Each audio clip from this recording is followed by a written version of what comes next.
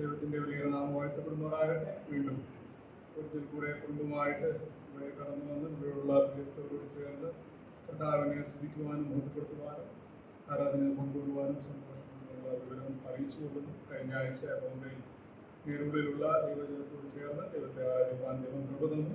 ദൈവത്തെ സ്തുതിക്കുന്നു. ആരാധനയുള്ള ബന്ധത്തിൽ നമുക്ക് വളരെ പ്രസിദ്ധമായ ഒരു വേദഭാഗം വായിക്കാം.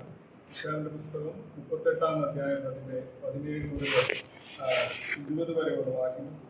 Isaiah chapter 38 verse 17, 20.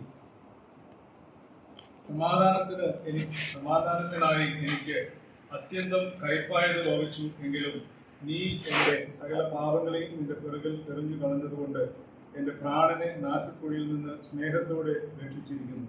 പാതാളം നിന്നെ സ്തുതിക്കുന്നില്ല, മരണം നിന്നെ വാഴ്ത്തുന്നില്ല.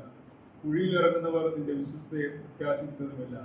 ഞാൻ ഇന്ന് ചെയ്യുന്നത് പോലെ ജീവനുള്ളവൻ മാത്രം നിന്നെ സ്തുതിക്കും. അപ്പൻ മക്കളോട് നിന്റെ വിശ്വസ്തയെ അറിയിക്കും. യഹോവ എന്നെ രക്ഷിപ്പാൻ ഒരുങ്ങിയിരിക്കുന്നു. അതുകൊണ്ട് ഞങ്ങൾ ജീവപര്യന്തം യഹോവയുടെ ആലയത്തിൽ തന്ത്രിനാദത്തോടെ എൻ്റെ ഗീതങ്ങളെ പാടും. വളരെ പരിചയമുള്ള ഒരു വേദഭാഗമാണല്ലോ. ഹിസ്കിയ രാജാവ് തനിക്ക് മരിക്കത്തക്ക ഒരു രോഗം പിടിച്ചു. അത് തനിക്ക് സൗഖ്യം ലഭിച്ച ശേഷം താൻ എഴുതിയ എഴുത്തിൻ്റെ ഭാഗങ്ങളാണ് നാം ഇവിടെ വായിച്ചത്. താൻ മരിക്കും എന്ന് പ്രവാചകൻ മുഖാന്തരം ദൈവം തന്നോട് പറഞ്ഞു.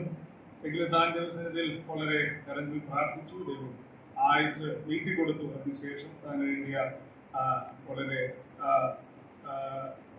മനോഹരമായ ഒരു വാക്യമാണ് നാം ഇവിടെ വായിച്ചത്. താൻ അതിൻ്റെ 12-ാം വാക്യത്തിൽ താൻ ഇങ്ങനെ വായിക്കുന്നു: ഞാൻ എൻ്റെ ജീവനെ നെയ്ത്തുകാരൻ തുണി ചുരുട്ടും പോലെ ഞാൻ എൻ്റെ ജീവനെ ചുരുട്ടി വയ്ക്കുന്നു. ആ അവസ്ഥയിലായിരുന്നു ഹിസ്കിയാവിൻ്റെ ജീവിതം. താൻ ഈ ലോകത്തെക്കുറിച്ച് തനിക്ക് ആ അവസ്ഥയിലൂടെ കടന്നുപോയപ്പോൾ അതായിരുന്നു തൻ്റെ അവസ്ഥ. എന്നാൽ ദൈവം തനിക്ക് സൗഖ്യം കൊടുത്ത ശേഷം താൻ പറഞ്ഞ വാക്കുകളാണ് നാം ഇവിടെ വായിച്ചത്. ഇന്ന് ദൈവസന്നിധിയിലേക്ക് നാം കടന്നു വരുമ്പോൾ നാം ഇന്ന് ദൈവസന്നിധിയിൽ കടന്നു വരുന്നത് ജീവനുള്ളവരായിട്ടാണ്. നാം വായിക്കുന്നത് ജീവനുള്ളവർ മാത്രം യഹോവയെ സ്തുതിക്കും. നാം നേരത്തെ ഓർത്തതുപോലെ അതിക്രമങ്ങളാലും പാപങ്ങളാലും നാം മരിച്ചവരായിരുന്നു. എന്നാൽ നമ്മെ ക്രിസ്തുവിനോടുകൂടെ ഉയർത്തെഴുന്നേറ്റ് ജീവിച്ചിരിക്കുന്നു. അത് മാത്രമല്ല, ക്രിസ്തുവിനോട് കൂടെ ഉയർത്തെഴുന്നേറ്റ് നമ്മെ ഇന്ന് സ്വർഗസ്ഥലങ്ങളിൽ ആക്കിയിരിക്കുകയാണ്. അതിനായിട്ട് നാം ഒന്നും ചെയ്തില്ല. നാം യശയ്യാവിന്റെ പുസ്തകം 43-ാം അധ്യായത്തിന്റെ 25-ാം വാക്യത്തിൽ നാം ഇങ്ങനെ വായിക്കുന്നത്: എന്റെ നിമിത്തം ഞാൻ തന്നെ നിന്റെ അതിക്രമങ്ങളെ മായ്ച്ചു കളയുന്നു, നിന്റെ പാപങ്ങളെ ഞാൻ ഓർക്കുകയുമില്ല. യഹോവ യാക്കോബ് ഇസ്രായേലിനോട് പറയുന്ന വാക്കുകളാണ്. ഞാൻ തന്നെ നിന്റെ അതിക്രമങ്ങളെ മായ്ച്ചു കളയുന്നു. നാം ഇപ്പോൾ കേട്ടതുപോലെ യഹോവയുടെ മുമ്പാകെ പാപം ചെയ്ത് ദോഷികളായ നമുക്ക് മുമ്പാകെ കടന്നു വരുവാൻ നമുക്ക് കഴിയുമായിരുന്നില്ല. നമ്മുടെ സ്വയത്തിന്റെ പ്രവർത്തികൾ ഒന്നും അതിന് കഴിയുമായിരുന്നില്ല.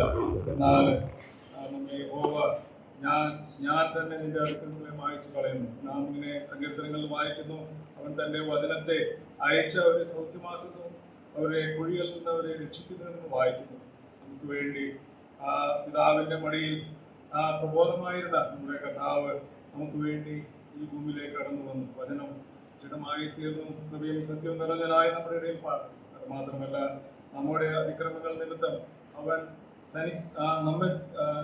നമുക്ക് വേണ്ടി ഏൽപ്പിച്ചു കൊടുത്തു. ഇന്ന് അവന്റെ അടിപ്പുണരാൽ നമുക്ക് സൗഖ്യം ലഭിച്ചിരിക്കുന്നു. വളരെ സമാധാനത്തോടും സന്തോഷത്തോടും കൂടി നാം ദൈവസന്നിധിയിൽ കടന്നു വന്നിരിക്കുന്നു. നാം യഹോവയുടെ ആലയത്തിൽ കടന്നു വരുന്നത് ഹിസ്കിയാവുമായി പറഞ്ഞ പോലെ ഞങ്ങൾ ജീവപര്യന്തം യഹോവയുടെ ആലയത്തിൽ തന്ത്രിനാദങ്ങളോടെ എൻ്റെ ഗീതങ്ങളെ പാടും.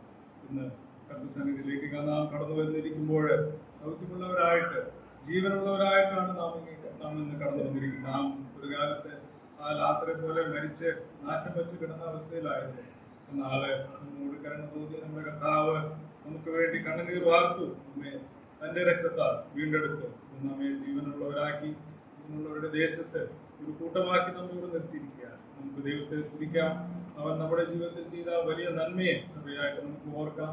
യഹോവ നല്ലവൻ, അവന്റെ ദയ എന്നേക്കുമുള്ളത് എന്ന് ഓർത്ത് പറഞ്ഞുകൊണ്ട് നമ്മുടെ കർത്താവിനെ